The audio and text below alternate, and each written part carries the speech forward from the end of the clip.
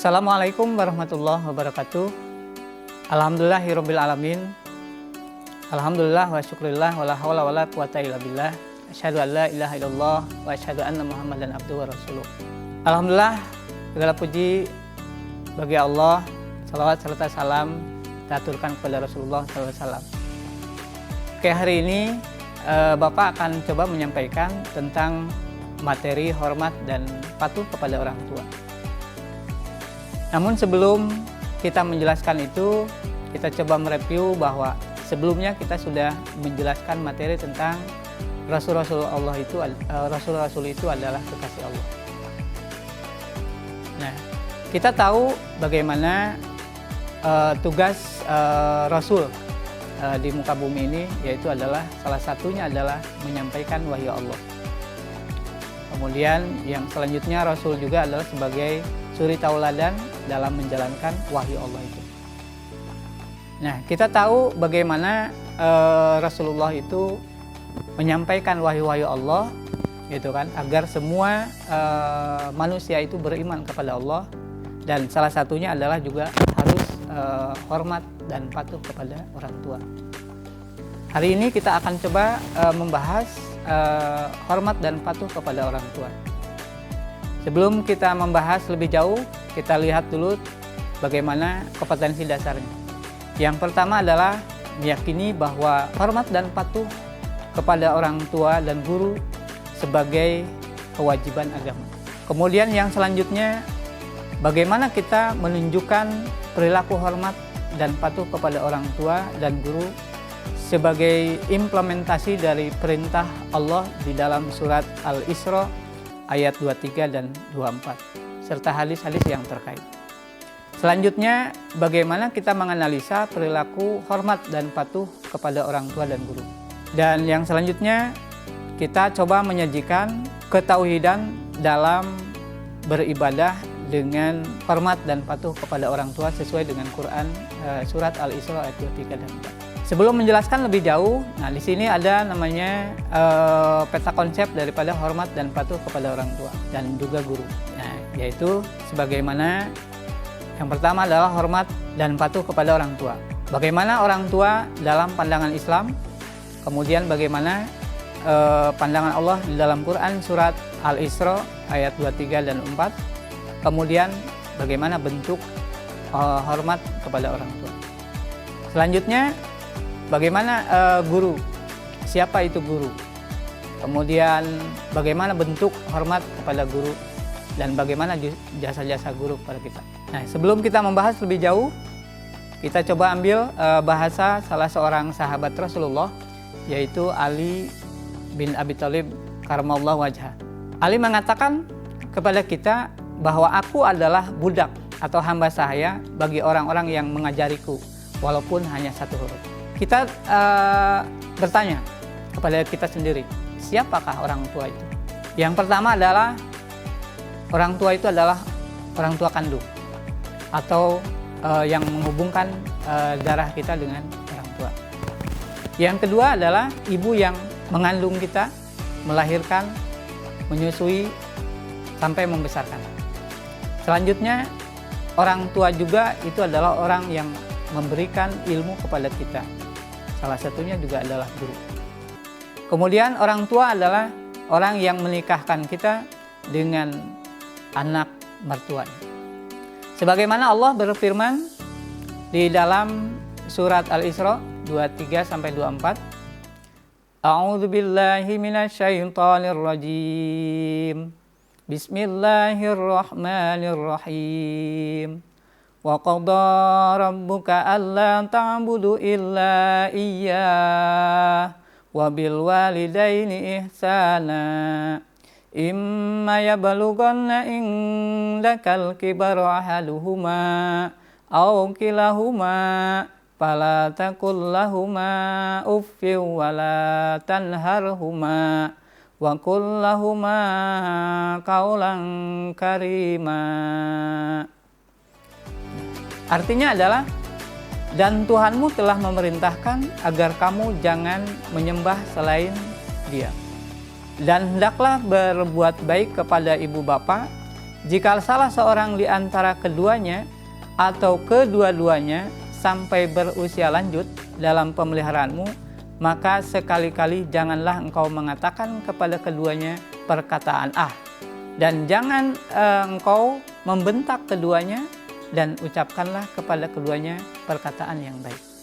Dari ayat tersebut kita bisa mengambil pelajaran bagaimana kita hormat dan patuh kepada orang tua.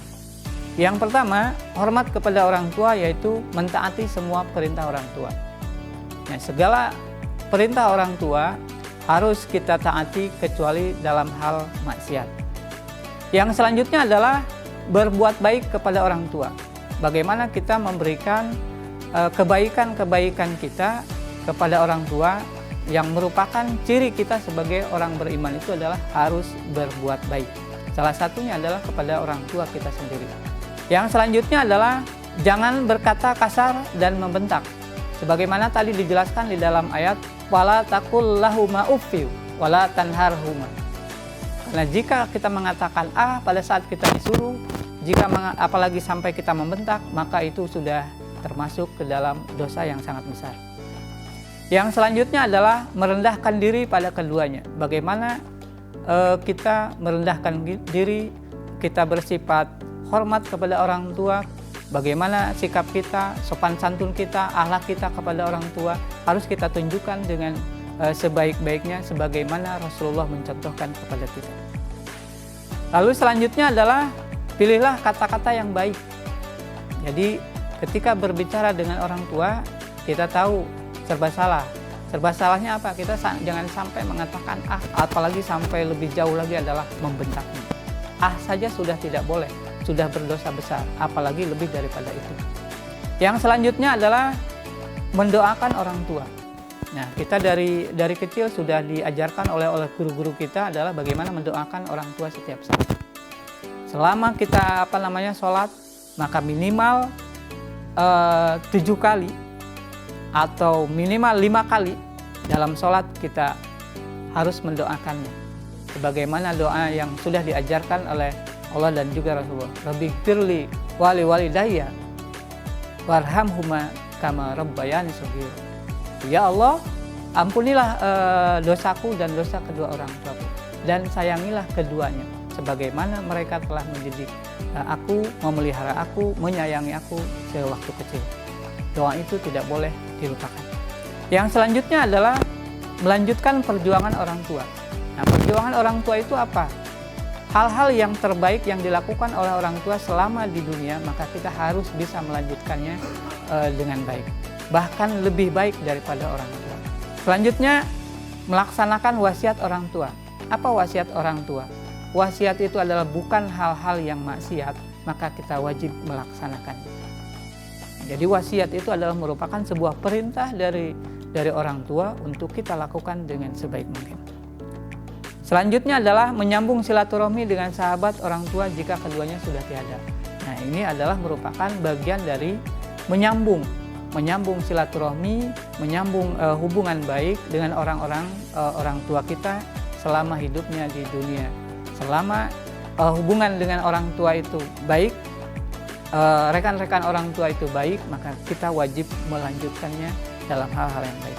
Oke, yang selanjutnya adalah hormat dan patuh kepada guru. Nah, kita tahu siapa itu guru. Guru adalah orang yang mengajari kita. Siapapun yang mengajari kita, maka itu adalah disebut adalah guru. Kemudian yang selanjutnya adalah orang yang memberikan ilmu kepada kita. Ya, setiap hari kita akan mendapatkan ilmu-ilmu dari siapapun, terutama ketika kita masih sekolah. Yang selanjutnya adalah guru adalah orang yang menuntun ke jalan yang benar. Nah, itu adalah guru. Pasti selalu menunjukkan kepada hal-hal yang baik dan yang terbaik. Selanjutnya, guru adalah orang yang mendidik kita. Lalu bagaimana kita cara hormat dan patuh kepada guru? Yang pertama adalah kita tekun dan disiplin dalam menuntut ilmu yang diberikannya. Yang kedua adalah Bagaimana kita bersikap tawadu, rendah hati di hadapan guru. Sebagaimana kita hormat dan patuh kepada orang tua. Yang selanjutnya adalah jika terjadi perbedaan pendapat, maka kita wajib berdiskusi dengan cara yang santun. Kemudian salah satu hormat pada guru yang lain adalah jaga ilmu yang didapat dengan mengamalkan. Karena ilmu tanpa amal adalah ibarat pohon tanpa buah. Selanjutnya, apabila berbuat salah, segeralah minta maaf kepada guru kita. Sebab keberkahan seorang murid itu ada pada guru. Kemudian yang selanjutnya adalah mendoakan guru. Sama halnya seperti kita mendoakan kepada orang tua kita. Bagaimana kita mendoakan guru itu agar tetap diberikan kesehatan, kemudian ilmunya semakin meluas dan semakin berkah. Karena ilmu yang diberikan akan menjadi amal jariah. Selanjutnya adalah meneladani perilaku terpuji guru. Jadi harus kita contoh perilaku guru yang terbaik. Yang selanjutnya tidak membicarakan kejelekannya, yaitu kita dilarang. Walaupun kita barangkali mengetahui di antara guru juga banyak kekurangannya. Kita tidak boleh dan dilarang untuk membicarakan kejelekan. Selanjutnya adalah menjaga nama baik alma mater tempat kita menuntut ilmu. Nah, itu adalah salah satu kewajiban kita selama kita menjadi seorang pelajar atau sebagai seorang siswa. Nah, kita bisa lihat bagaimana kewajiban seorang anak adalah patuh kepada kedua orang tuanya, juga kepada gurunya. Rasulullah SAW mengatakan, dari Abdullah bin Amr berkata, seorang pria mendatangi Nabi SAW untuk meminta izin beliau agar diberangkatkan berjihad. Maka Rasulullah bertanya, apakah kedua orang tua Anda masih hidup? Pria tersebut menjawab, ya. Maka Nabi pun berkata, berjihadlah dengan berlaku baik kepada keduanya. Oke? Untuk hormat dan patuh kepada orang tua, barangkali itu saja yang bisa dijelaskan. Semoga bisa diambil pelajarannya dan diambil hikmahnya, sehingga kita sebagai posisinya sebagai anak siapapun itu, maka kewajiban kita adalah harus hormat dan patuh kepada orang tua. Sebagaimana tadi sudah dijelaskan. Begitu juga kita juga hampir sama kedudukannya. Kita harus hormat dan patuh kepada guru kita yang telah memberikan ilmunya kepada kita. Semoga materi ini bisa bermanfaat buat kita semua. Dari Bapak sekian, Assalamualaikum warahmatullahi wabarakatuh.